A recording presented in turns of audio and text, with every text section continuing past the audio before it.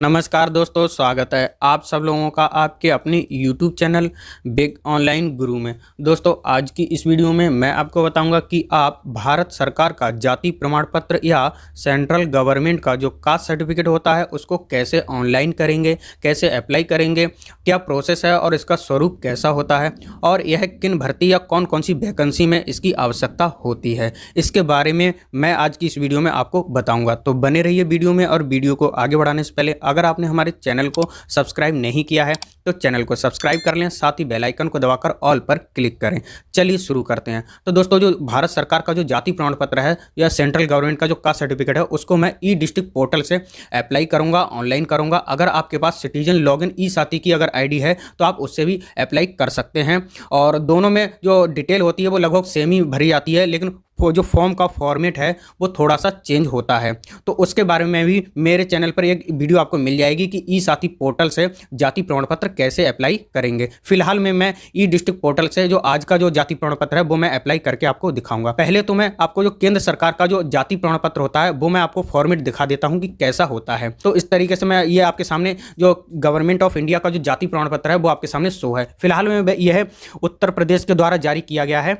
तो अलग अलग राज्य द्वारा अपने अलग अलग फॉर्मेट हो सकता है। तो इस तरीके से जो केंद्र सरकार का जो जाति प्रमाण पत्र है वो बन करके आता है। ठीक है, इसमें जो ज्यादातर डिटेल होती है वो अंग्रेजी में होती है। और यहाँ पे आप देख सकते हैं ये यहाँ पे लिखा हुआ है applying for appointment to post under the government of India. अब मैं आपको बताता हूँ इसकी आवश्यकता कब पड़ती है। अगर आपकी जो वैकेंसी है वो आपको राज्य लेवल स्तर पर आती है, जैसे कि आपकी जो राज्य द्वारा जो वैकेंसी निकाली जाती है तो उसमें तो आपका जो राज्य द्वारा जो जाति प्रमाण पत्र जारी किया जाता है हिंदी वाला, तो उसको आप उसमें लगा सकते हैं। लेकिन जो केंद्र सरकार के द्वारा जो वैकेंसी आती है, भर्तियां आती हैं, जैसे रेलवे, एसएससी वगैरह वगैरह बहुत सारी वैकेंसियां आती हैं, तो उसमें आप जो केंद्र सरकार का जो जाति प्रमाण पत्र होता है उसको लगाएंगे। ठीक है, तो वहां पर आपको इसकी आवश्यकता होती है। इसलिए आप दोनों जाति प्रमाण पत्र अपने पास बना करके रख लीजिए। और यह ओबीसी और एससी वालों के लिए इसकी आवश्यकता होती है, जनरल वालों के लिए इसकी आवश्यकता नहीं होती है। और ओबीसी और एससी वाले ये दोनों जाति प्रमाण पत्र बनवा करके रख लेंगे। जब कभी भी राज्य लेवल पे अगर वैकेंसी आती है तो आप हिंदी वाला जाति प्रमाण पत्र लगा देंगे। अगर आप केंद्र सरकार के द्वारा कोई वैकेंसी आती है, भर्ती आती है, तो आप ये वाला अंग्रेजी वाला जो जाति प्रमाण पत्र होता है सेंट्रल गवर्नमेंट का वो आप यहाँ पे लगाएंगे। ठीक है, अब मैं आपको यहाँ पर अप्लाई करके दिखाता हूँ ई डिस्ट्रिक्ट पोर्टल से इसको अप्लाई कैसे करेंगे। तो यहाँ पर मैं अपने ई डिस्ट्रिक्ट जो पोर्टल है उसको ओपन करता हूँ। तो यहाँ पर हम ई डिस्ट्रिक्ट पोर्टल पे आ चुके हैं और इसे लॉगिन आईडी और पासवर्ड को फिल करके इसे ओपन करते हैं। तो यहाँ पर मैंने अपने ई डिस्ट्रिक्ट जो पोर्टल है उसको ओपन कर लिया है और इसके होम पेज पर हम आ चुके हैं। अब मैं यहाँ पर आपको ऑप्शन बताता हूँ कि जो सेंट्रल गवर्नमेंट का जाति प्रमाण पत्र है उसको कहाँ से अप्लाई करेंगे। तो यहाँ पर आप देख सकते हैं जो प्रमाण पत्र वाला ऑप्शन है, इसमें आप देख सकते हैं यहाँ पे दो ऑप्शन दिए हैं, जाति प्रमाण पत्र हिंदी और जाति प्रमाण पत्र अंग्रेजी। अगर आपको राज्य लेवल का जाति प्रमाण पत्र बनाना है तो आप जो जाति प्रमाण पत्र हिंदी वाला ऑप्शन दिया है इस पर आप क्लिक करके उसको अप्लाई करेंगे। अगर आपको केंद्र सरकार या सेंट्रल गवर्नमेंट का जाति प्रमाण पत्र अप्लाई करना है तो आप जो दूसरे नंबर पर जो ऑप्शन दिया है जाति प्रमाण पत्र अंग्रेजी, इस पे आप क्लिक कर देंगे। और क्लिक करने के बाद जो फॉर्म है वो आपके सामने ये ओपन हो जाएगा। फॉर्म लगभग दोनों सेम ही होते हैं, तो यहाँ पे आप देख सकते हैं। अब मैं यहाँ पे आपको बता दूं कि जो राज्य लेवल का जो जाति प्रमाण पत्र होता है उसमें आपको दो ऑप्शन होते हैं, चाहे जो डिटेल है वो आप चाहे अंग्रेजी में भरें चाहे वो हिंदी में भरें। लेकिन नाम जो होता है राज्य वाला जो जाति प्रमाण पत्र में वो आपको दोनों में भरना होता है, हिंदी और अंग्रेजी दोनों में। उसमें सारी डिटेल आप हिंदी में भर सकते हैं। और इसमें क्या है, आपको जो अपना नाम है वो आपको अंग्रेजी में भरना है, बाकी डिटेल चाहे आप हिंदी में भर दीजिए चाहे आप अंग्रेजी में भर दीजिए, दोनों में आप इसमें भर सकते हैं। मैं आपको सजेस्ट करूंगा कि जो केंद्र सरकार द्वारा जो जाति प्रमाण पत्र बनता है उसमें आप सारी डिटेल को अंग्रेजी में भरिएगा और राज्य लेवल वाले में डिटेल आप हिंदी में भर सकते हैं। ठीक है, तो मैं यहाँ पर जो जितनी भी डिटेल है वो उसको मैं अंग्रेजी में फिल करूंगा। तो सबसे पहले जो सेवा का प्रकार है वो आप अपने यहाँ पे सिलेक्ट कर लेंगे, ग्रामीण या नगरीय। इसका जो फॉर्मेट वो तो सब हिंदी में लिख करके ही आएगा, कोई दिक्कत नहीं, आप हिंदी में भी भर सकते हैं, लेकिन जो नाम है वो आपको अंग्रेजी में ही भरना है। तो सेवा का प्रकार सबसे पहले आपको यहाँ पे सिलेक्ट कर लेना है, ग्रामीण है या नगरीय या रूरल है या फिर अर्बन। ठीक, वो आप अपने यहाँ पे सिलेक्ट कर सकते हैं। जैसे ग्रामीण यहाँ पे सिलेक्ट कर लिया है मैंने और ये पहले से सिलेक्ट है। अगर आप अर्बन क्षेत्र से हैं तो आप नगरीय पे क्लिक कर सकते हैं। और उसके बाद सबसे पहले आप अपना नाम यहाँ पे फिल कर देंगे अंग्रेजी में। उसके बाद यहाँ पर जो पिता का नाम अपने यहाँ पे फिल कर देंगे, जो आप अंग्रेजी में भरना चाहें तो अंग्रेजी में भर देंगे, ना तो फिर आप हिंदी में भर सकते हैं, कोई दिक्कत नहीं है। तो यहाँ पे सारी डिटेल आप भर देंगे। यहाँ पे पिताजी का नाम, यहाँ पे अपनी माता जी का नाम भर देंगे। उसके बाद यहाँ पर अपना मकान नंबर फिल कर देंगे इसमें।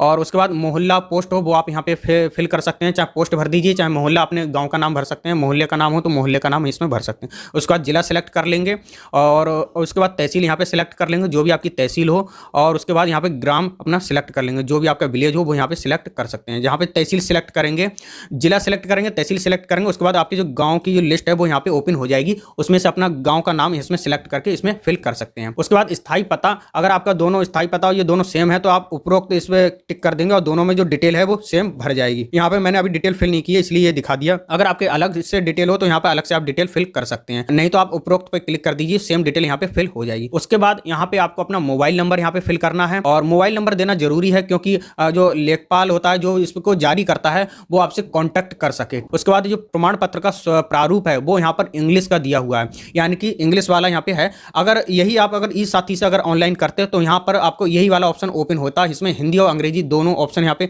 सिलेक्ट करने के लिए आते हैं। अगर हिंदी का कर देते तो वो राज्य लेवल का हो जाता, इंग्लिश का कर देते तो वो केंद्र सरकार का हो जाता, और इसमें अलग अलग ऑप्शन दे दिए हैं। उसके बाद यहाँ पर ऑप्शन दिया है, यहाँ पे आपको अपनी जाति सिलेक्ट करनी है कि आप पिछड़ी जाति हैं, अनुसूचित जाति हैं, अनुसूचित जनजाति से हैं, तो वो यहाँ पे आप सिलेक्ट कर लेंगे। उसके बाद यहाँ पर आपकी जो उपजाति होती है बहुत सी, जैसे कि यहाँ पर मैं अगर पिछड़ी जाति यहाँ पे सिलेक्ट कर लूंगा तो सिलेक्ट करने के बाद आपकी यहाँ पे जातियां ओपन हो जाएंगी, जितनी भी पिछड़ी जातियां हैं वो यहाँ पे आ जाएंगी, कोई सी भी आप यहाँ पे सिलेक्ट कर सकते हैं। उसके बाद प्रमाण पत्र बनाने का कारण क्या है वो यहाँ पे आप लिख देंगे कि किस कारण, किस लिए आप यहाँ पे जो प्रमाण पत्र है वो बनवा रहे हैं। यहाँ पे आप आवश्यक कार्य के लिए यहाँ पे लिख सकते हैं, या फिर आप कहेंगे कि मैं भर्ती के लिए बनवा रहा हूँ, जिस कार्य के लिए आप बनवा रहे हैं वो यहाँ पे लिख सकते हैं, और नहीं तो इसे आप खाली भी छोड़ सकते हैं, कोई दिक्कत नहीं है। और इससे उसके बाद 15 नंबर जो ऑप्शन दिया है, क्या इससे पूर्व जाति प्रमाण पत्र जारी हुआ है। अगर आपने इससे पहले कोई जाति प्रमाण पत्र बनवाया है तो यहाँ पर हाँ कर देंगे और उसका जो प्रमाण पत्र संख्या है वो यहाँ पे आप फिल कर देंगे। अगर जैसे कि यहाँ पे मैं हाँ कर देता हूँ तो यहाँ पे पुराना जो जाति प्रमाण पत्र है उसकी यहाँ पे नंबर आपसे ये मांगेगा और यहाँ पे आप फिल कर देंगे। तो यहाँ पे जाति प्रमाण पत्र अगर आप केंद्र सरकार का यहाँ पे अप्लाई कर रहे हैं तो अगर आपका पहले से केंद्र सरकार का जाति प्रमाण पत्र बना हुआ है तभी यहाँ पर हाँ करिएगा, और जो आपका राज्य लेवल का बना हुआ है वो यहाँ पर नहीं चलेगा, वो राज्य लेवल वाले में ही आपको फिल करना है। केंद्र सरकार का अलग होता है और राज्य सरकार वाला अलग होता है। अगर आपका इससे पहले नहीं बना है केंद्र सरकार का और राज्य सरकार का बना हुआ है तो यहाँ पर आप नहीं करेंगे, ठीक है। अगर बना हुआ पहले से है, अगर आप नहीं कर देते हैं तो भी कोई दिक्कत नहीं है। उसके बाद 16 नंबर पे आ जाते हैं, तो यहाँ पर हाँ सिलेक्ट है, इसको आप पहले से ऐसे ही रहने देंगे। उसके बाद यहाँ पे राशन कार्ड संख्या है, परिवार आईडी अगर आपके पास है तो इस पे आप इसको आप फिल कर सकते हैं, नहीं तो आप इसे खाली छोड़ दीजिएगा। उसके बाद यहाँ पे आ जाता है संलग्न शीर्षक। यहाँ पे जो आपको अपलोड करना है, जैसे कि सबसे पहले फोटो अपलोड करना है तो फोटो पर क्लिक करके आप फोटो अपलोड कर देंगे। ये मैं आपको अपलोड करके दिखाऊंगा। पहले मैं यहाँ पर जो जितनी भी डिटेल है वो इसको मैं फिल कर लेता हूँ। यहाँ पर मैंने सारी डिटेल को फिल कर लिया है और यहाँ पर अब जो डॉक्यूमेंट है उसको अपलोड करना है। तो सबसे पहले यहाँ पर जो संलग्न जो शीर्षक दिया है इस पर आप क्लिक कर देंगे। तो इसमें सबसे पहले आपको यहाँ पे फोटो सिलेक्ट करना है, तो आप फोटो अपलोड करना है तो आप फोटो पर क्लिक कर देंगे और क्लिक करने के बाद ये प्रोसेस चलेगी और यहाँ पर एक बार रिफ्रेश होकर के ये आएगा। अब यहाँ पर ये फोटो आ गया है, इस पर आप चूज फाइल पे इस पर क्लिक करेंगे और क्लिक करने के बाद आपके जहां पर भी फोटो होगा उस ऑप्शन पे आप यहां पे पहुंच जाएंगे। तो यहां पे इस तरीके से ओपन हो जाएगा और जहां पे भी आपका फोटो हो आप वहां से अपना फोटो ले लेंगे। और फोटो का मैं साइज यहां पे आपको दिखाता हूं क्या साइज रखना है। तो यहां पर मेरे फोटो आ चुके हैं, तो यहां पर जो भी फोटो आपको यहां पे अपलोड करना है वो यहां पे ले लेंगे और फोटो का जो साइज है वो 20 KB से 50 KB के बीच रखना है। तो यहाँ पर जो मेरे फोटो का साइज है वो 26 KB का है, तो ये अपलोड हो जाएगा। तो इसको मैं क्लिक करके इसे ओपन कर लेता हूँ, ये अपलोड कर लेता हूँ। तो यहाँ पे देख सकते हैं अगर फोटो अपलोड हो जाएगा तो यहाँ पर जो सूची बनी हुई है संलग्नों की सूची, तो यहाँ पर इस तरीके से ये आ जाएगा। अगर इसको आप गलत अपलोड हो गया तो इस पर आप जो इसमें ये ऑप्शन दिया है इस पर क्लिक करके इसको आप हटा सकते हैं, ठीक है। इस पर क्लिक कर देंगे ये अपने आप हट जाएगा और उसे दोबारा से आप यहाँ पे अपलोड कर लेंगे। तो यहाँ पे फोटो हमारा अपलोड हो चुका है। उसके बाद यहाँ पे अपलोड करना है स्वप्रमाणित घोषणा पत्र। तो घोषणा पत्र आपको एक डाउनलोड करके और प्रिंट करके उसको भर करके आप इसे अपलोड करेंगे। तो वो आप कहाँ से डाउनलोड करेंगे, तो मैं यहाँ पे ले चलता हूँ ई डिस्ट्रिक्ट पे। तो यहाँ पे आप देख सकते हैं इस पे आ जाएंगे तो यहाँ पे दिया हुआ है सेवाएं, तो इस पे आप क्लिक कर देंगे और क्लिक करने के बाद इस तरीके से आपके सामने ये ओपन होगा। ये यहाँ पे ओपन हो रहा है, तो आप देख सकते हैं यहाँ पे ये ओपन हो चुका है। तो यहाँ पर आप इस तरीके से आपके ओपन हो जाएगा। तो यहाँ पे देख सकते हैं जाति प्रमाण पत्र, आय प्रमाण पत्र इस तरीके से दिया है और यहाँ पे दिया है विवरण के लिए यहाँ पे क्लिक करें। डिटेल आपको दे देगा किस किस चीज की जरूरत है। और जो स्वप्रमाणित घोषणा पत्र वो आपको कहां से डाउनलोड करना है, तो यहाँ पे देख सकते हैं साइड की तरफ आ रहे हैं ऑप्शन, ये लिखा हुआ है डाउनलोड, इस पे आप क्लिक कर देंगे और ये दिया हुआ है स्वप्रमाणित घोषणा पत्र और इस पे आप क्लिक कर देंगे। और क्लिक करने के बाद इस तरीके से PDF में आपके सामने ये स्वप्रमाणित घोषणा पत्र आ जाएगा और इसको आप प्रिंट करके और इसको भर करके यहाँ पे अपना नाम फिल कर देंगे और यहाँ पे पिताजी का नाम, उम्र, वर्ष, व्यवसाय, निवास यहाँ पे फिल कर देंगे। उसके बाद स्थान अपना, दिनांक और यहाँ पे हस्ताक्षर और अपना नाम फिल कर देंगे। और ये सारी डिटेल को फिल करने के बाद उसको स्कैन कर लेंगे और उसके बाद इसको यहाँ पे आप अपलोड कर देंगे अपने फार्म में। तो यहाँ पर मैंने पहले से इसको स्कैन कर लिया है और यहाँ पर मैं स्वप्रमाणित घोषणा पत्र पे इस पर क्लिक करता हूँ और क्लिक करने के बाद ये प्रोसेस चलेगी, रिफ्रेश होगा और उसके बाद चूज फाइल पे जाएंगे और चूज फाइल पे जाने के बाद जहाँ पर भी आपका जो स्कैन किया हुआ घोषणा पत्र है उस पर आप चले जाएंगे। तो जो भी आपका यहाँ पे घोषणा पत्र हो उसको आप यहाँ से ले लेंगे। अगर इसका साइज आपका 100 KB से ऊपर का हो तो आप इसका साइज कम कर लेंगे। ये 100 KB से अगर ज़्यादा होगा साइज तो आपको यहाँ पर ये अपलोड नहीं होगा, तो इसको आपको 100 KB से कम का बनाना होगा। तो यहाँ पर मेरा जो साइज है वो ज़्यादा बड़ा है, यहाँ पर मैं साइज इसका बनाता हूँ। तो यहाँ पर मैं ओपन विद करके माइक्रोसॉफ्ट ऑफिस पिक्चर मैनेजर इस पर आप इसे ओपन कर लेंगे। और ओपन करने के बाद ये आपका माइक्रोसॉफ्ट पिक्चर में ये ओपन हो जाएगा। तो इस तरीके से जो स्वप्रमाणित घोषणा पत्र है वो हमारा माइक्रोसॉफ्ट ऑफिस पिक्चर मैनेजर में ओपन हो चुका है। अब इसका साइज आप पहले देखेंगे, इसका साइज दिया हुआ है 1.94 MB, ठीक है। तो इसको 100 KB से कम का बनाना है। तो यहाँ पर पहले तो मैं इसकी जो थोड़ी ब्राइटनेस है वो बढ़ा लेता हूँ और इसको इसका साइज कम करता हूँ। तो यहाँ पर सबसे पहले यहाँ पर एडिट जो पिक्चर दिया हुआ ऑप्शन दिया है इस पर आप क्लिक कर देंगे। क्लिक करने के बाद साइड से ये ऑप्शन आ जाएंगे। तो यहाँ पर नीचे की तरफ सबसे नीचे जो दो ऑप्शन दिए हैं रिसाइज और कंप्रेस पिक्चर, तो आप रिसाइज पे क्लिक कर देंगे। और क्लिक करने के बाद यहाँ पे दिया हुआ है जो परसेंटेज वाला ऑप्शन, इसको आप परसेंटेज इस तरीके से कम कर देंगे। यहाँ पर लगभग मैं अंदाज से इसको लगभग 40 कर देता हूँ। यहाँ पर मैंने 40 कर दिया और इसको ओके कर देंगे। और ओके करने के बाद इसे कंट्रोल ऐसे इसे सेव कर देंगे। और सेव करने के बाद अब इसका हम साइज देखेंगे कितना बना हुआ है। यहाँ पर जो साइज है वो 500 KB बना हुआ है। अब इसे हम और कम करेंगे। अभी ये 100 KB का नहीं बना है तो इसे आप क्रॉप कर लेंगे। क्रॉप करके ये इसका साइज भी कम हो जाएगा। तो मैंने यहाँ पर इस तरीके से इसको क्रॉप कर लेता हूँ। तो मैंने यहाँ पर क्रॉप कर लिया। अब इसको कंट्रोल ऐसे सेव कर देता हूँ। अब यहाँ पर इसका साइज देखते हैं कितना बना हुआ है। ये 237 बना है। अभी भी और कम करना है तो यहाँ पर मैं अभी और इसे कम करता हूँ। लगभग इसे फिर से इसे 50% से लगभग कम करता हूं। तो यहाँ पर मैंने इसको 50 कर लिया है और ओके पर क्लिक कर देंगे और कंट्रोल ऐसे सेव कर देंगे। और सेव करने के बाद अब यहाँ पर देखेंगे तो यहाँ पर मेरा 70 KB का ये स्वप्रमाणित घोषणा पत्र वो बन चुका है। अब ये यहाँ पर हमारा ये अपलोड हो जाएगा। उसके बाद इसको यहाँ से हटा देंगे।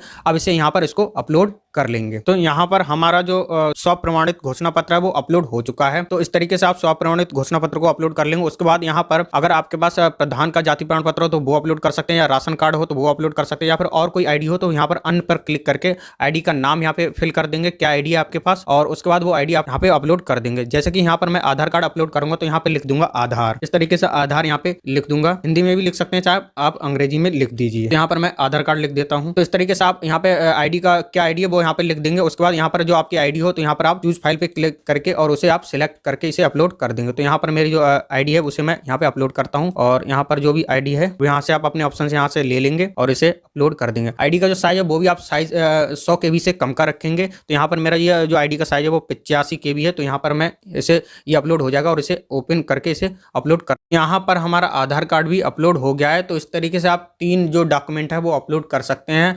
अगर आपने यहाँ पर जो पुराना जो जाति प्रमाण पत्र की डिटेल को यहाँ पे फिल किया है तो वो भी आपको पुराना जाति प्रमाण पत्र आपको अपलोड करना होगा। वो अन्य में आप सिलेक्ट करके और वहाँ पे लिख देंगे पुराना जाति प्रमाण पत्र और वो आपको यहाँ पे अपलोड कर देना। उसके बाद यहाँ पर आपको अपना सिक्योरिटी कोड यहाँ पे फिल करना है। यहाँ पर ये अभी शो नहीं हो रहा है तो इसके लिए आपको क्या करना होगा, तो यहाँ पे रिफ्रेश का भी कोई सिस्टम नहीं दिया है। तो यहाँ पे आप कोई सा भी सिक्योरिटी कोड डाल दीजिए और उसके बाद इसको आप एक बार सबमिट कर देंगे तो वो एरर दिखा देगा और दोबारा से यहाँ पे शो हो जाएगा। तो उस तरीके से यहाँ पर मैं कोई सा भी एक सिक्योरिटी कोड यहाँ पे फिल कर देता हूँ और उसके बाद यहाँ पे अपनी डिटेल को फिल कर चेक कर लेंगे एक बार। और उसके बाद यहाँ पर जो सिक्योरिटी कोड है उसको फिल करने के बाद दर्ज पर क्लिक कर देंगे। और क्लिक करने के बाद इस तरीके से एक बार ये रॉन्ग दिखाएगा, गलत दिखाएगा और उसके बाद ये आपका सिक्योरिटी कोड भी यहाँ पे सेव हो जाए। देखिए यहाँ पे दिखा दिया है रॉन्ग कैप्चा कोड, यहाँ पे ये दिखा दिया। इस पे आप ओके पर क्लिक कर देंगे। उसके बाद कैप्चा कोड भी आपका यहाँ पे शो हो जाएगा। देखिए यहाँ पे शो हो गया है और ये दोबारा से इसको फिल करके और यहाँ पे इसको आप दर्ज करे पर क्लिक कर देंगे। और क्लिक करने के बाद यहाँ पर आपका जो प्रीव्यू है वो यहाँ पे शो हो जाएगा, उसे आप चेक कर लेंगे। तो इस तरीके से जो जाति प्रमाण पत्र का प्रीव्यू है वो आपका शो हो जाएगा। तो यहाँ पर जितनी भी आपने डिटेल फिल की है वो यहाँ पे चेक कर लेंगे, जैसे कि नाम, पिताजी का नाम, माता का नाम और यहाँ पर वर्तमान पता आपने चेक कर लेंगे। और आपने जो डॉक्यूमेंट अपलोड किए हैं उसको यहाँ पर देख सकते हैं। 3 डॉक्यूमेंट यहाँ पे मैंने अपलोड किए हैं। तो इस पर आप जैसे फोटो आप चेक करना चाहते हैं तो फोटो तो आपका यहाँ पे शो हो ही जाएगा। अगर नीचे के जो 2 प्रमाण पत्र हैं इस पर आप क्लिक करेंगे स्वप्रमाणित घोषणा पत्र, तो यहाँ पे आपके न्यू टैब में आपका वो ओपन हो जाएगा। उसे आप चेक कर सकते हैं कि हमारा सही अपलोड हुआ है या नहीं। उसके बाद इसी तरीके से आप आधार कार्ड को भी चेक कर लेंगे इस तरीके से क्लिक करके और ये यहाँ पे शो हो जाएगा। इस तरीके से दोनों डॉक्यूमेंट को चेक करने के बाद, इस तरीके से डिटेल को चेक करने के बाद यहाँ पर जो ऑप्शन आता है दर्ज करें, इस पर आप क्लिक कर देंगे। तो आपकी जिससे भी आईडी होगी ई डिस्ट्रिक्ट जैसे कि सहज या बेमटेक, उस पर आप न्यू पेज पर पहुंच जाएंगे, सहज वाले ऑप्शन पे या फिर आप बेमटेक के। तो यहाँ पर मैं इसे दर्ज करता हूँ। तो यहाँ पर मैं दर्ज करें इस पर क्लिक कर देता हूं। क्लिक करने के बाद ये अपने आप जो जिससे भी आईडी आपकी होगी, चाहे BAMTech चाहे सहज हो, तो उस पर आप पहुंच जाएंगे। वहां से आपको यहाँ पर आप अपनी फीस जो है वो यहाँ पर आपको जमा करनी है। जो 30 रुपए फीस जमा होती है वो इसके बाद आपको यहाँ पे जमा करनी है। यहाँ पर अब ये सहज के टैब पर ले जाएगा, सहज की वेबसाइट पर ले जाएगा जहां पर इसका वॉलेट होता है, और वहां से आपको यहाँ पे इसकी फीस जमा करनी है। इसके बाद इस तरीके से आप अपने जो सहज पोर्टल पे पहुंच जाएंगे या BAMTech पे पहुंच जाएंगे। तो यहाँ पर अगर सहज पोर्टल से आपकी आईडी है तो आपको सहज पहले से लॉगिन कर लेना है, उसके बाद ही आपको यहाँ पे लॉगिन करना होगा। नहीं तो आप डायरेक्ट यहाँ पे जाएंगे तो आप लॉगिन करेंगे तो यहाँ पे ये ऑप्शन आपको नहीं मिलेगा, इसलिए यहाँ पे पहले से इसको लॉगिन कर लेंगे सहज के लिए। तो अब यहाँ पर मैं अपनी जो वॉलेट से अपनी फीस को यहाँ पे काटता हूँ। तो यहाँ पर अपना जो पिन है जो आपका बना हुआ वो यहाँ पे आप फिल कर देंगे, और उसके बाद यहाँ पर आप अपना पासवर्ड फिल कर देंगे और मोबाइल नंबर फिल करके पे पर क्लिक कर देंगे, और उसके बाद आपके वॉलेट से जो फीस है वो कट जाएगी 30 रुपए, और इस तरीके से ये रिसिप्ट आ जाएगी, इसका सक्सेसफुली डन दिखा देगा। और इसके बाद आप ओके पर क्लिक कर देंगे, और उसके बाद आपकी जो रसीद है वो यहाँ पर प्रिंट के लिए आ जाएगी। इसके बाद इस तरीके से आपके सामने ये पेमेंट सक्सेसफुल ये दिखा देगा, और यहाँ पर दिया हुआ है proceed forward to approval authority.